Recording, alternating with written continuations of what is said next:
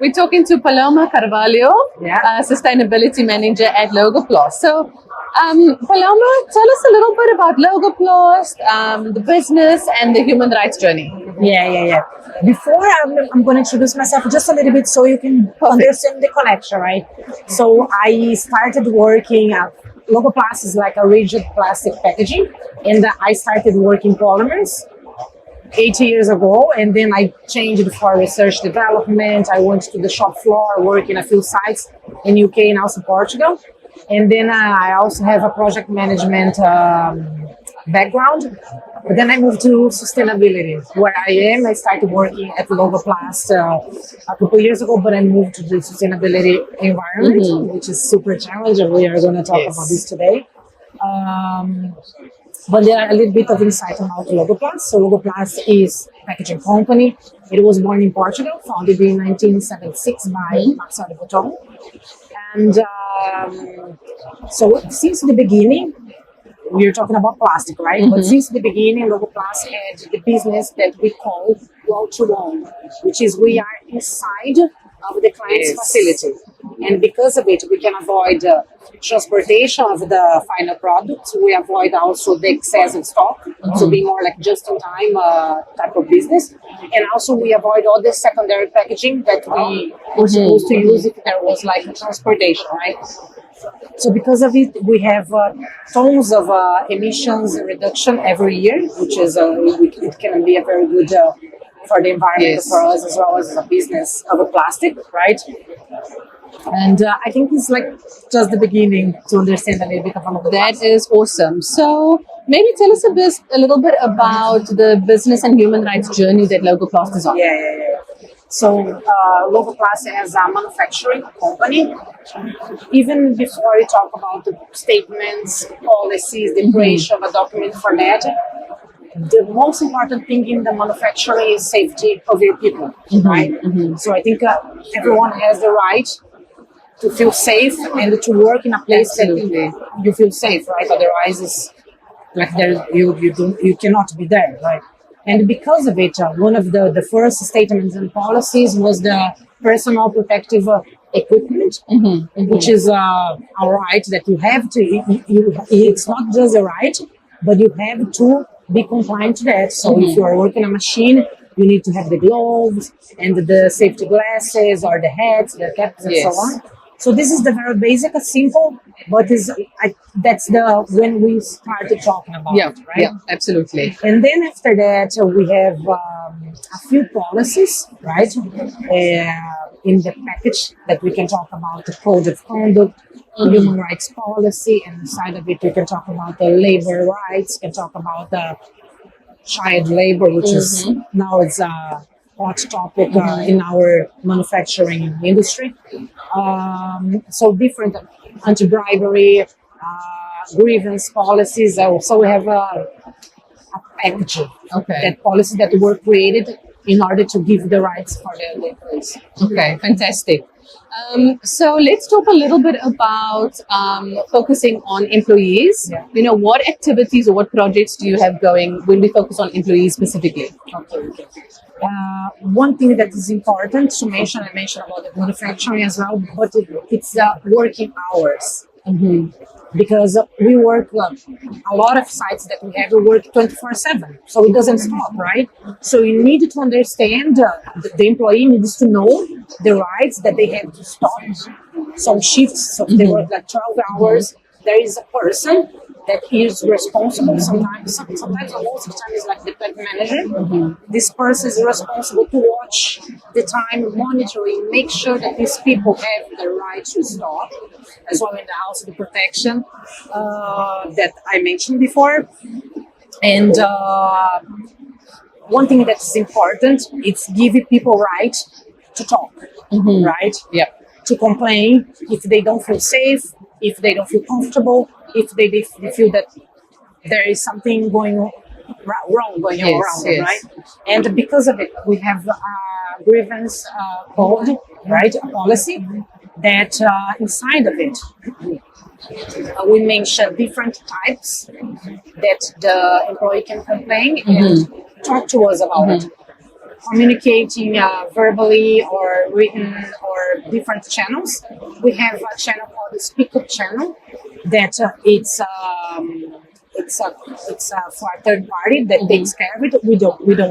We don't see what's in there. Okay, so they can call anonymously and they can complain, and to say if they don't feel safe or something like this.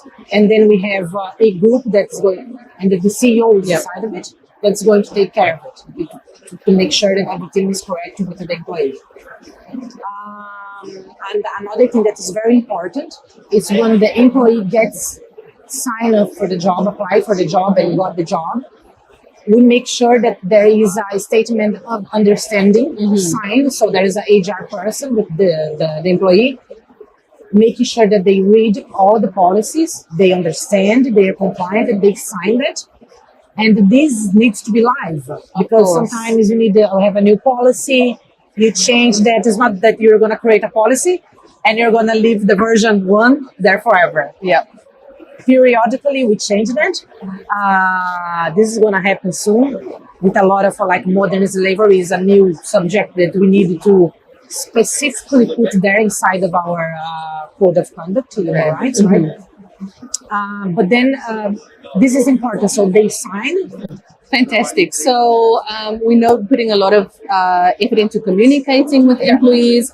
So let's talk a little bit about external stakeholders, stakeholder engagement, whether it is, your own employees or outside of the organization. Tell us a little bit about that. Yeah.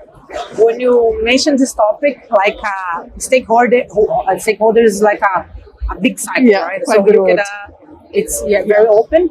But when you mention that, I can see 2 big groups here that I can mention to you. Yeah. So the first one is the connection with the social community responsibility, and the Logoplaste has a beautiful work on that. It's super nice. So since 2003, the Botton family, they founded what we call Cadim. It's inserted in our campus. So in Cascais, is 30 minutes from Lisbon. We have our head office there, and the Cadim is just a few meters from us. So it's a center for diagnosis, treatment, recovery of not just children but also adults for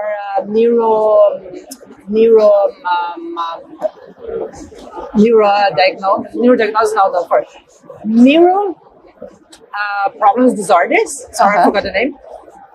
And because of it, they do all the engagement, not only with the children, but also give support to the family, right? Because especially when they have the first diagnosis for the family, it's not an easy thing to do, right? So they have all the network of all the families as well.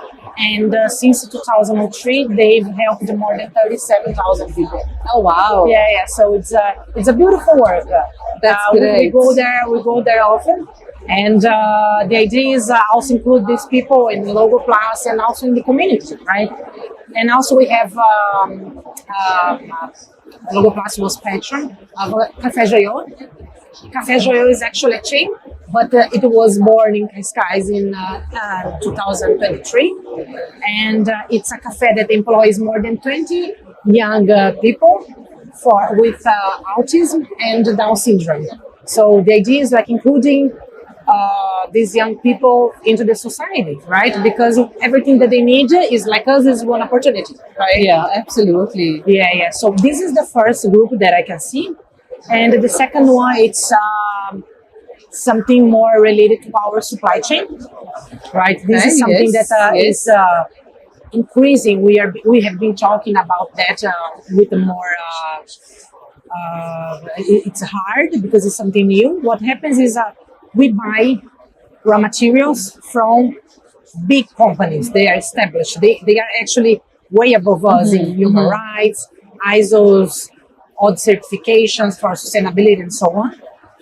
But now there's something new going on because all the climate change happening every day. Our clients, they are asking to increase the incorporation of raw materials coming from recycle. So we call post-consumer Precisely. resin, Yep. right? And because of it, the value chain is going to change.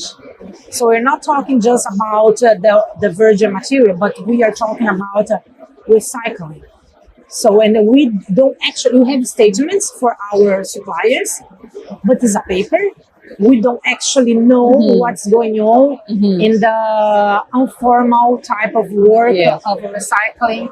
So if they are being treated well, can be, I'm Brazilian, so I can tell that's like South America, Asia, so different places that we don't have for sure the understanding if these people are being treated well. Are their children working there? So can you consider modern slavery? You know, so it's something that we have a working group now in Logoplaste, procurement team, HR, sustainability, commercial. It's not an easy subject. Everyone is a bit afraid, but it's a good start because we are talking. Right? Absolutely. And then maybe we can learn with our supply chain, people that are our clients that are ahead of us as well. But it's something new, and we need to start talking and also making like actions for that, right? Yeah. This is, I mean, it's great to hear how you are considering the full value chain. We've talked about some amazing projects. So just to close off, maybe, you know, what are the next steps? Next steps, this is when I say sustainability, ESG, all the social falls into that. Now, and this is for good, right? The EU is like putting some borders. Like, okay, guys, you need to be compliant here. So we have a sustainability different acronyms. So the CSRD of the Corporate Sustainability Reporting Standards. For us, this is the priority to be compliant and the report according to the law, what the law expects for us. But then inside of it, we have topics regarding modern slavery. We have another working group that's going on. It's regarding living wage. Then for us, of course, we are compliant to the laws, but it's not what we are expecting anymore. It's living wage is different, right? It's what a person or an employee can afford with not just him or her, but the people that are in their family as well. Yeah. So they can live in a good life, like a normal but good life, right? With that. So this is in our agenda as well, because it's important that we are a small company. We're like 2,700 people, but we have big clients who work with us. So L'Oréal, for instance, they already finished the living wage process inside, and now they are helping the strategic suppliers, and we are one of them. So it's like it's a great position to be in. Yeah, we are like an engine, right? So they are pushing us up as well with them. So they are giving like webinars and helping us like what to do, understanding our gap analysis. So we have like the living wage in our agenda as well. It's gonna be a lot of work, a big challenge, a small group. So that's why we need to like to help each other, to help each other. Absolutely, absolutely. And of course, always reach out to the Global Compact if you need support. But thank you so much for talking to us about the organization, all of the fantastic work that you're doing. And we look forward to continuing this journey with you as an organization. Of course, thank you very much, Nicole. And I'm sure United Nations Global Compact is going to help us, especially with the Human Rights Accelerator. Yes? Yeah. Thank you so much. Thank you.